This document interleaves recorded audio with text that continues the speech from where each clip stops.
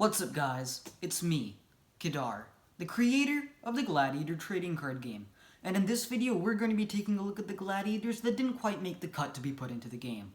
Now remember that these Gladiators won't be gone forever, and I might even revisit and revise them. And without further ado, let's jump right into the video. Alright, so the first Gladiator is a Hunter-esque guy. He favors weapons with the trap effect, which are basically just weapon cards, whose effects trigger when a Gladiator moves right next to you. As you can guess, these guys were pretty powerful, and let's take a look at the cards in his deck. So these are proxy cards. They're not actually finalized, and they have no artwork on them. These were primarily used for playtesting purposes. So the Gladiator's name is Tariq Sterling, beautiful name. And he has 1 attack, 2 move, 10 health, the standard Gladiator statistics. And his effect goes like so. Once per turn, during your main phase 1 or main phase 2, you can pay 1 gold to play a weapon with the trap effect from your discard pile. Already pretty powerful, but it gets crazier. If you do, you can add a weapon with the trap effect from your deck to your hand, but its cost is increased by 1. This cost increase lasts until the card is played. So basically, you get a card from your discard pile for very low, and you get a card from your deck for, again, a very low price. He was crazy. Oh man, I got PTSD from playing against this guy. The next card is Explosive Trap. It is a 2-cost weapon card. And its effect goes, when another player's Gladiator moves into an adjacent space, apply the following effect and send this card to your discard pile. So that's the effect of the trap keyword, and the card's effect is, give all adjacent Gladiators -1 health. Pretty explosive, and it costs only 2 gold. I mean, this card wasn't overly broken, but I mean, it was pretty useful. You'll also notice that there's going to be 2 copies of every card in this deck. That's because there were 2 copies of every card in a playtesting deck that I made. There weren't like 20 unique cards. There were 10 pairs of 2 cards in each 20-card deck. The next card is Tariq Sterling's signature card, and it is Trap Read Trigger, and this card was crazily broken.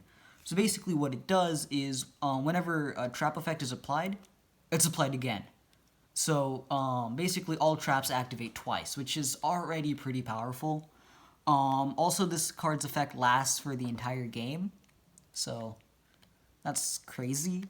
And its other effect is that when your Gladiator moves close to another Gladiator, all your trap cards get applied. So it's...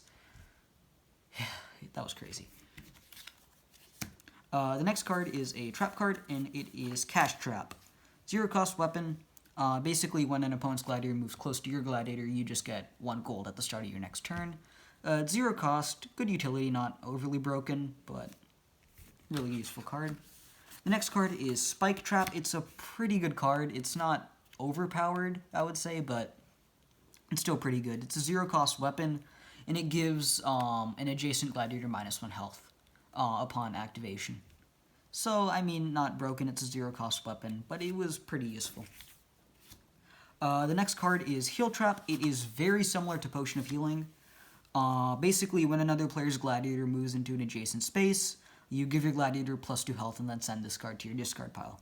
0-cost weapon, a bit powerful as it does give you 2 health for 0 cost, but it does depend on your opponent moving closer to you.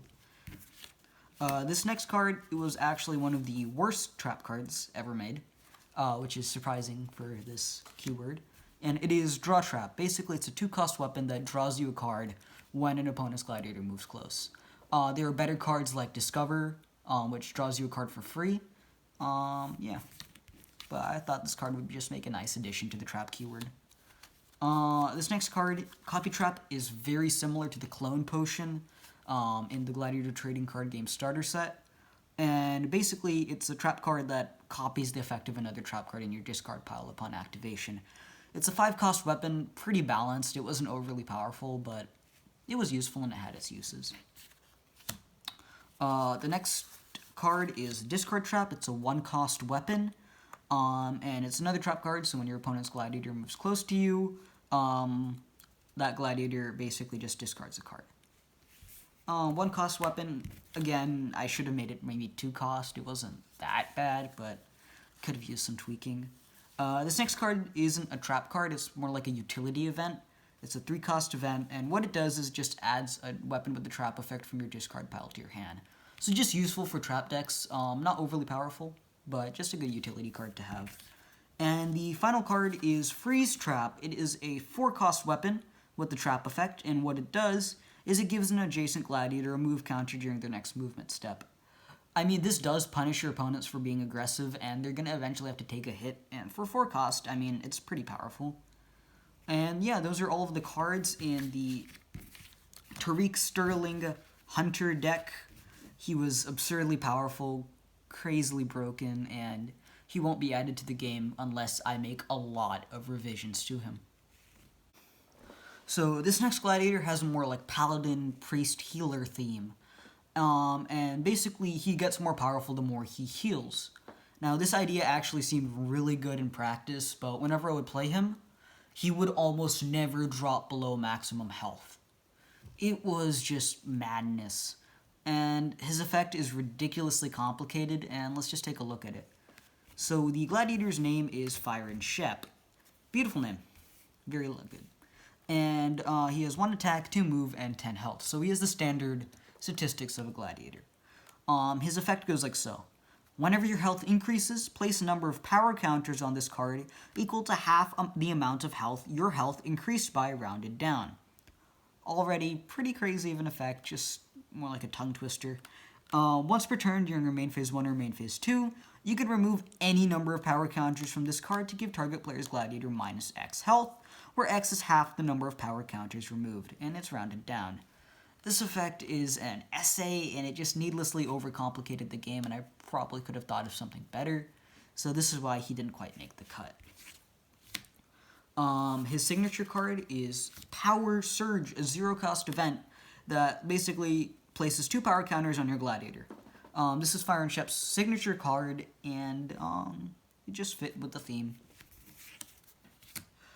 This next card is absurdly broken. It's madness, and it's way too powerful for its cost, and that is Sword of the Paladin, a 4-cost weapon, in which every time your gladiator attacks, it gives your gladiator plus X health, where X is your gladiator's attack. That is a consistent healing process, only for 4 gold, and it's just way too powerful. This card would never be added to the game unless it undergoes serious revisions. This card is crazily powerful. The next card we're going to be taking a look at is Healing Trail.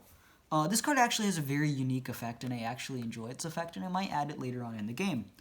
It's a 1-cost event that gives target player's gladiator plus X health, where X is the number of movement counters on your gladiator. Again, this is just a really unique effect, and I feel like it rewards you for either running away from other gladiators or just pushing the offensive.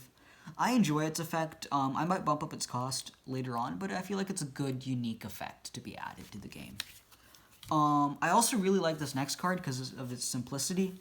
It is a 3-cost event called Boon, and all it does is lets you draw 2 cards.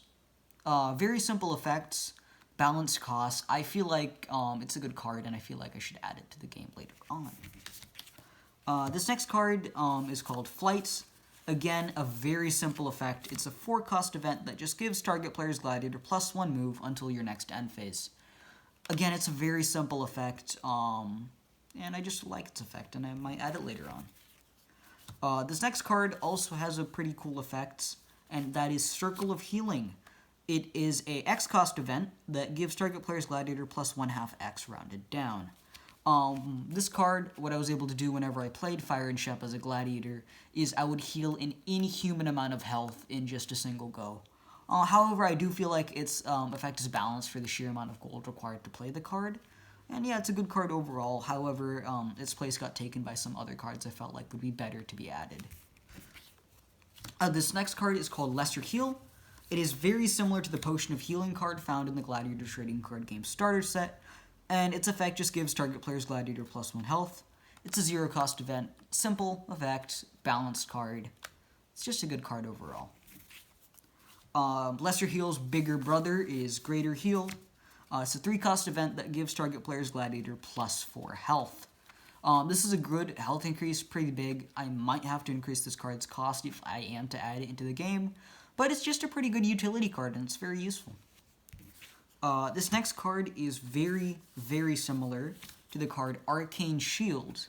in the Gladiator trading card game starter set, and this card was actually the inspiration for that card. It's a 2-cost weapon that says if your health would decrease, send this card to your discard pile instead. This is a direct inspiration for Arcade Shield, and I really liked its effect, so I decided to add it. And finally, we have another absurdly powerful card, which is Protective Charm. It's a 6-cost weapon, and its effect is during every other of your turns and phases, give your Gladiator +1 health. This is a guaranteed heal during every other of your end phases. This makes you way harder to kill, and it's just a pretty broken card, and you probably won't be seeing it anytime soon in the Gladiator trading card game. And yeah, that was Fire and Shep, the Paladin Gladiator. And those are the Gladiators that didn't quite make it into the Gladiator trading card game. Remember that these Gladiators might not be gone forever, and I will revisit and maybe even revise them, so stay tuned. Please leave a like on this video and subscribe for more content, as well as comment your favorite Gladiator trading card game card down below. If you're interested in getting your hands on your very own Gladiator trading card game cards, a link to the shop page will be in the description down below. Have a good day, and I will see you in the next video.